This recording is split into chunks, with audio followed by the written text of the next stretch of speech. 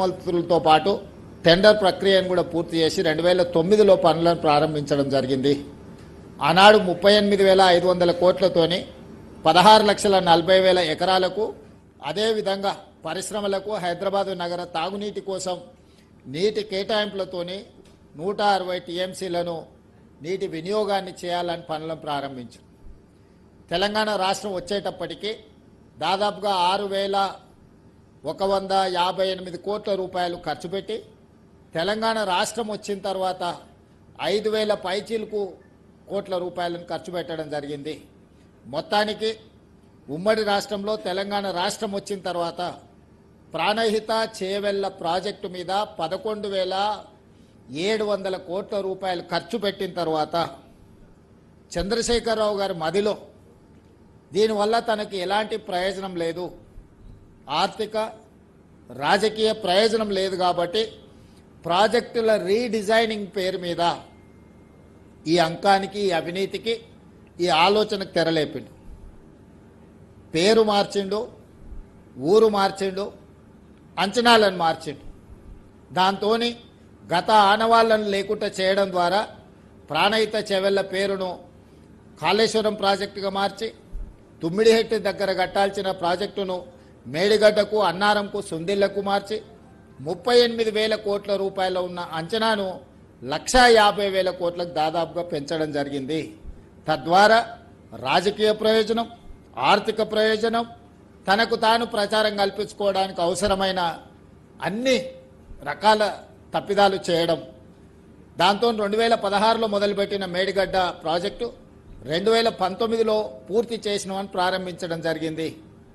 ఆ రోజు పెద్ద ఎత్తున ప్రపంచంలోనే ఒక అద్భుతం, ఈ అద్భుతమైన కట్టడాన్ని ప్రపంచంలో ఎవరు కట్టలేదు అని చెప్పి ప్రచారం కల్పించుకోవడమే కాకుండా ఆనాటి గవర్నర్ నరసింహన్ గారిని మభ్యపెట్టి అబద్ధాలను వారికి చెప్పి వారే ఇక్కడికి వచ్చి ఇది కాళేశ్వరం కాదు, హరీష్ రావు గారి పేరు హరీష్ రావు గారు కాదు, కాళేశ్వరరావు అని ఒక గవర్నర్తోనే ఇక్కడ అబద్ధాలు చెప్పించారు.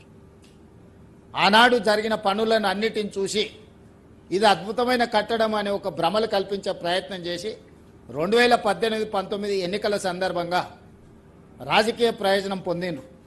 ఆ తర్వాత 2020లోనే ఈ మేడిగడ్డ బ్యారేజ్లో లీక్లు ఉన్నాయి, లేకపోతే నిర్మాణ లోపం ఉందని ఆనాటి ఇంజనీర్లు లేఖలు రాయడం జరిగింది. ఎలాంటి సంస్థకు పట్టించుకోలే, నిర్వహించలేదు.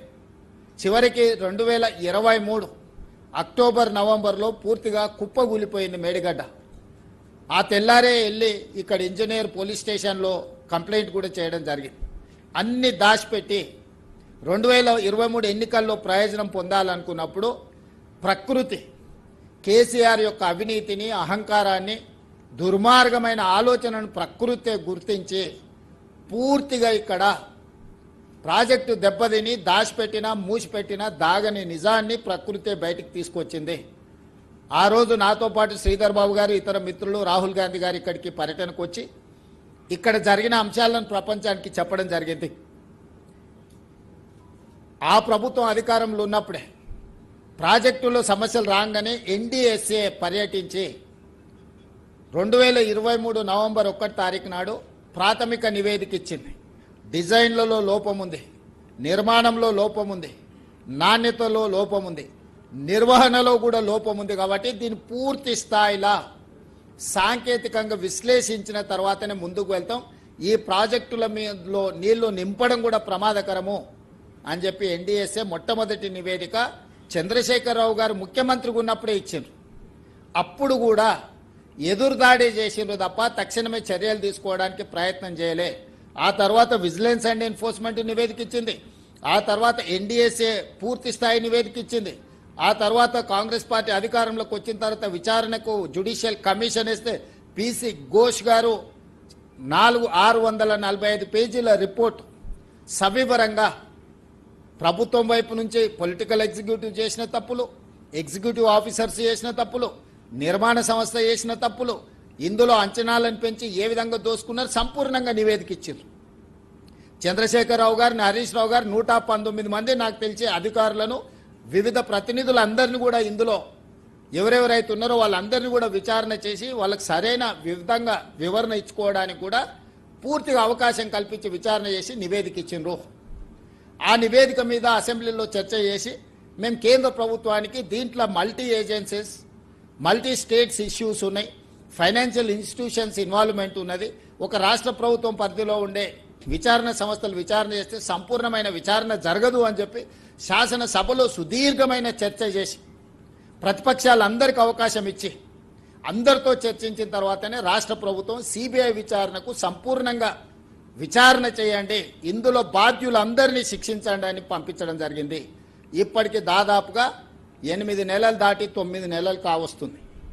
కేంద్ర ప్రభుత్వం సిబిఐ విచారణను ఇంతవరకు ఆదేశించలేదు. గతంలో కేంద్ర మంత్రి కిషన్ రెడ్డి గారు మీ వల్ల కాదు, మీరు చెయ్యరు, మీకు విచారణ చేసే సామర్థ్యం లేదు, సిబిఐకి ఇస్తే 48 గంటల్లో కేసీఆర్ను హరీష్ను జైల్లో పెడతాము, మాకు ఇవ్వండి అని కేంద్ర మంత్రిగా వారు డిమాండ్ చేయడం జరిగింది.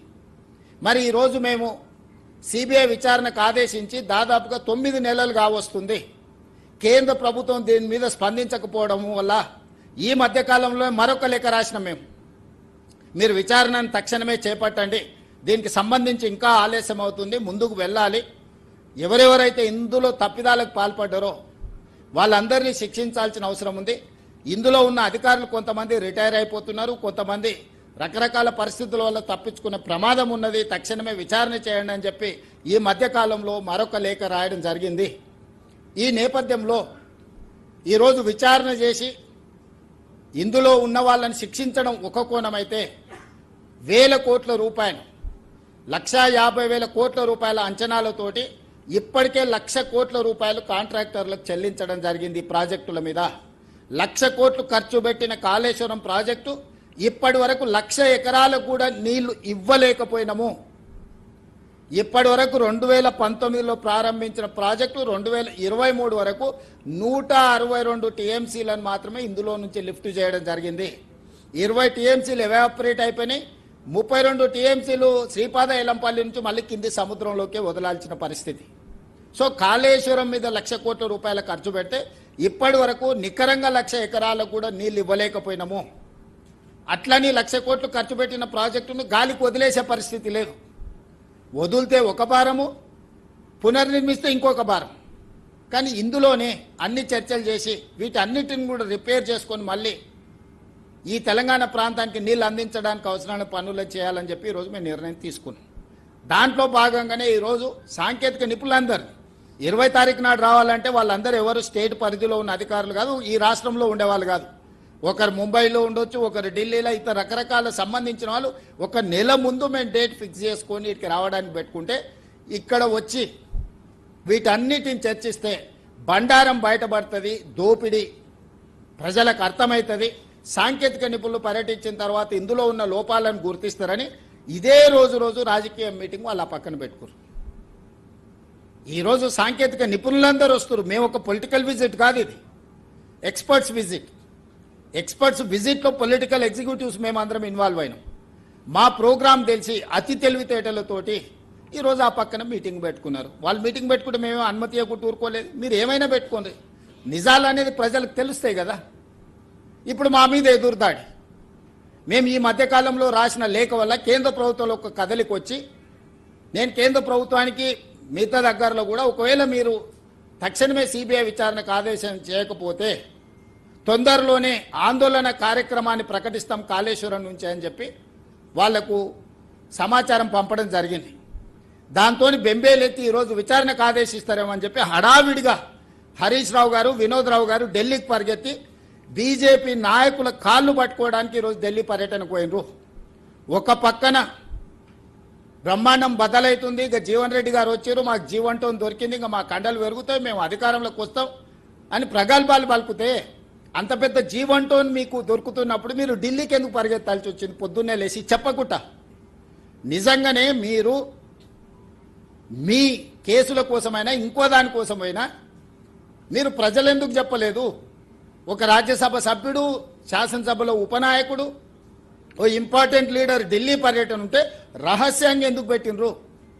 మీడియా కనిపెట్టి హరీష్ రావు గారు బీజేపీ వాళ్ళని కలవనికబోతున్నాడని మీడియా బయట పెట్టేట వరకు మీరు ఎలాంటి ప్రకటన చేయకుండా దాచిపెట్టినట్టు మీ ఉద్దేశం ఏంది? ఎంతకాలం బీజేపీని ప్రసన్నం చేసుకొని సిబిఐ విచారణ జరగకుండా మీరు ఆపుకుంటారు? ఈ రకంగా తప్పించుకోవాలని చూడడము, లేకపోతే బీజేపీని అడ్డం పెట్టుకొని అవినీతిని కాపాడుకోవాలని ఆలోచన ఏదైతే ఉన్నదో భవిష్యత్తులో చూస్తూ ఊరుకోము. ప్రభుత్వం కూడా నిర్దిష్టమైన కార్యాచరణతో ముందుకు వస్తుంది.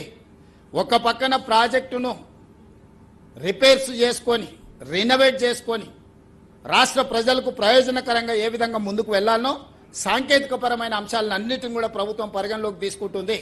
ఈ ప్రాజెక్టులను రిపేర్ చేసుకోవడం ద్వారా తిరిగి ప్రజలకు ఉపయోగపడే విధంగా, అదేవిధంగా తుమ్మిడియేటి దగ్గర మీరు ఆపేసిన ప్రాజెక్టును మళ్ళీ ప్రారంభించి తుమ్మిడియేటి నుంచి సరాసరి శ్రీపాద ఎల్లంపల్లికి నీళ్లు తీసుకొచ్చి చేవెళ్ల వరకు నీళ్లు తీసుకురావడానికి అవసరమైన ప్రణాళికలను కూడా అన్నిటిని సిద్ధం చేసుకుంటాం. అప్పుడప్పుడు హరీష్ రావు గారు మాట్లాడుతుంటారు, ప్రాణహిత చెవెళ్ళ లేకపోతే మీకు నీళ్ళు ఎక్కడి నుంచి వస్తాయని. ఆయన తెలివి ఉండి మాట్లాడుతుండా, అతి తెలివితోటలతో మాట్లాడుతుండా, మభ్యపెట్టాలని మాట్లాడుతున్నా నాకు తెలియదు. దీంట్లో ప్రాణవాయువు శ్రీపాద ఎల్లంపల్లి హరీష్ రావు గారు నిక్కరు దొడకముందే కాంగ్రెస్ పార్టీ కట్టింది. ఎస్ఆర్ఎస్పీ కాంగ్రెస్ పార్టీ కట్టింది. ఈరోజు మేడిగడ్డ నుంచి నీళ్ళెత్తి అన్నారంలో పోసి, అన్నారంలో నుంచి నీళ్ళెత్తి సుందిళ్ళలో పోసి, సుందిళ్ళ నుంచి నీళ్ళెత్తి శ్రీపాద ఎల్లంపల్లిలో పోయాలి. కానీ ఇవి పొయ్యకపోయినా శ్రీపాద ఎల్లంపల్లి ఏదైతే కెపాసిటీ ఉందో, హైదరాబాద్కి తాగునీరు అందిస్తుందో, ఈరోజు కరీంనగర్ లేకపోతే మిగతా జిల్లాలకు శ్రీపాద ఎల్లంపల్లి నుంచి ఎస్ఆర్ఎస్పీ నుంచి నీళ్ళు ఏవైతే ఉన్నాయో, ఈరోజు ఆ ప్రాజెక్టుల ద్వారానే తెలంగాణలో అత్యధికంగా వరి ఉత్పత్తి చేసి ఈరోజు పంటలు పండిస్తుంటే మేం కట్టిన ప్రాజెక్ట్ అని అబద్ధాలు చెప్తాడు, చర్చిస్తే రాడు. కాబట్టి ఈరోజు మిత్రులారా, జరుగుతున్న పరిణామాలను మీరు అంచనా వేసుకోండి. ఈరోజు ఎందుకు 48 గంటల్లో సిబిఐ విచారణకు ఆదేశం ఇస్తామన్న కేంద్ర ప్రభుత్వం ఎందుకు మౌనంగా ఉండిపోయింది? ఇప్పటి వరకు కేంద్ర ప్రభుత్వం ఎందుకు చర్యలు తీసుకుంటలేదు? మేము పదే రిమైండర్లు రాసినా ఎందుకు కేంద్ర ప్రభుత్వం స్పందిస్తలేదు? ఈరోజు ప్రధానమంత్రి గారు, కేంద్ర హోంమంత్రి గారు ఇక్కడికి వచ్చినప్పుడల్లా కేసీఆర్ గారి కుటుంబానికి కాళేశ్వరం ఏటీఎంగా మారింది, 1000 కోట్ల రూపాయలు కొల్లగొట్టిందని మాట్లాడిన మాట వాస్తవం కదా? మీరే స్వయంగా విచారణ సంస్థల అధిపతులుగా, ప్రధానమంత్రిగా, హోంమంత్రిగా మీరే ప్రకటనలు చేసి ఈరోజు చర్యలు తీసుకుంటలేరు అని అంటే, హరీష్ రావు గారి ఢిల్లీ పర్యటనకు సంబంధించి వివరాలన్నిటిని ఎవరెవరు కలిసిండో హరీష్ రావు గారు బయట పెట్టాలి. ఈ రహస్య పర్యటనల వెనకాలన్న ఉద్దేశం ఏందో తెలంగాణ ప్రజలకు తెలవాలి.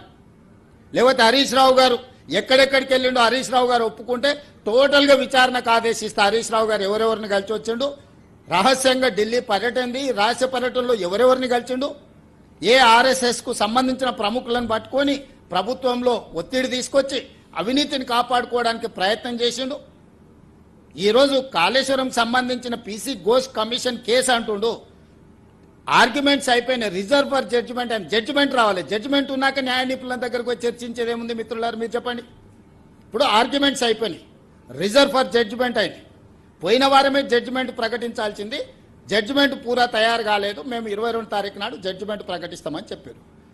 ఇప్పుడు చర్చలకే, ఇప్పుడు వాదించడానికే కేసు లేదు కదా. ఏ రకంగా ఢిల్లీలో పోయి న్యాయవాదులను కలిసి